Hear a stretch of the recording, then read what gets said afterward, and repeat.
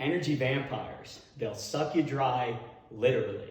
You ever get done hanging out with Ronnie and he's like, hey babe, that was such a good time hanging out tonight. And you're like, hey, yeah, me too, it was awesome. But deep down, you're like, that shit sucked. Energy vampire.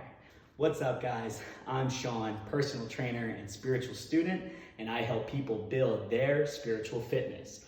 Today, I want to talk about energy vampires. Other than that ridiculous example that I gave you prior, an energy vampire doesn't just have to be a person. It can be a thing, a situation, etc. Let me give you an example. You ever spend time with somebody, not just Ronnie, and afterwards you're like, man, I'm drained. They took the life out of me. They took everything out of me.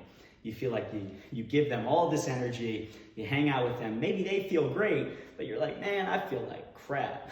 That's an energy vampire. But it can also be a place, a situation, or a thing. Maybe you work in a job and it just doesn't honor your lifestyle. You go home, you leave your job. Maybe it wasn't even that long of a day, but you're like, I'm just beat. Or maybe it's a situation that you're involved in. You're going out with your friends. You're like, yeah, let's go do this, this, and this. Deep down, you don't really want to do it, but you're like, I'm going to do it for my friends because I'm going to be cool like that. You go and you feel drained. Energy vampire, right? So how do we deal with these situations?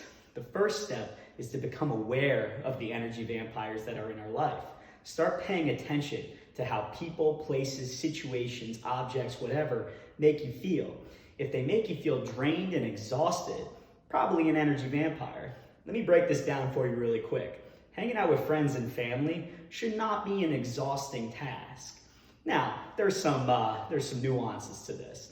There's some people who are inherently energy vampires in your life, and there's some people who are transient energy vampires.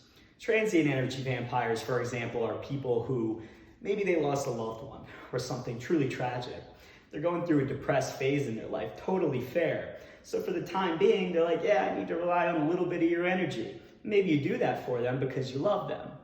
All right, so that's a transient energy vampire, somebody that's not always like that, but they are because they're going through a tough time, fair enough.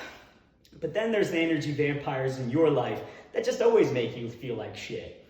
Those might be the people that you might want to remove from your life. And unfortunately, sometimes that can even be family members.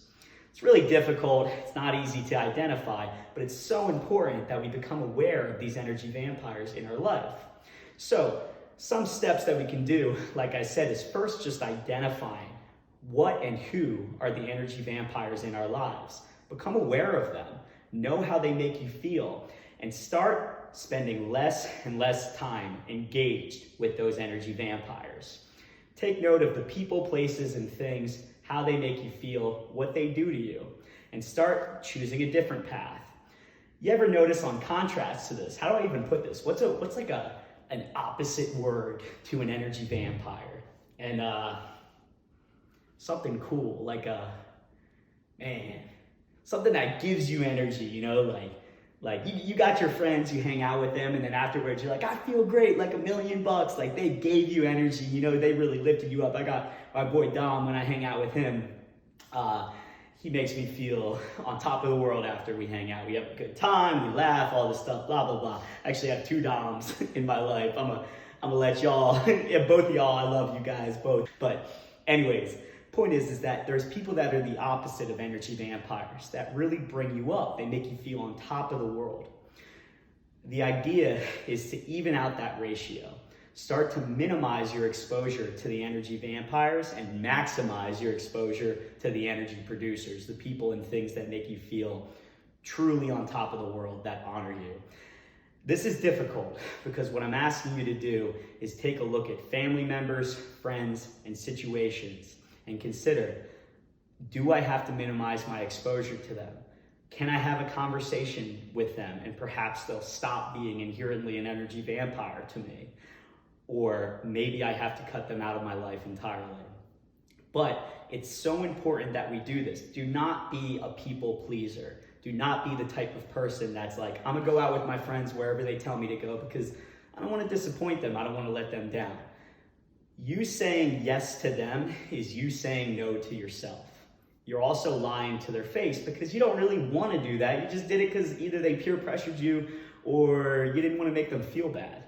But in truth, you need to honor yourself. Your real friends, your real family will love you for it. The more love you have in your own cup, that might sound kind of cliche, but the more love you have in your own cup, the more love you have to give to others. So important that we recognize this, guys. So, again, recognize your energy vampires. Identify how they make you feel and who and what are the energy uplifters, and start to even out that ratio. Involve yourself more with the energy uplifters and minimize and reduce the energy vampires in your life. Consider maybe either cutting them out of your life, minimizing your exposure to them, having a conversation with them, or you can choose to try and not let them affect you. But if it becomes something that's perpetual, something that makes you feel low all the time, take my word for it, guys. You need to do something about it. Anyways, guys, that's my advice for today. Oh, one more piece of advice. Check out Dandapani. That's the monk I had mentioned in the last video. I have to give him props for all of this because I learned all about energy vampires, etc. from him. This dude's awesome. He was a monk, spent 10 years in a monastery. Just an incredible guy. So please check out Dandapani to learn more about this. But this has been a great benefactor in my life. Anyways, guys, any more questions, feel free to ask me. Follow my YouTube page, just put it up. You can also find me at Instagram at namaste fit. No, that's not super descriptive, but feel free to reach out for more information. Thanks, guys. Peace and namaste.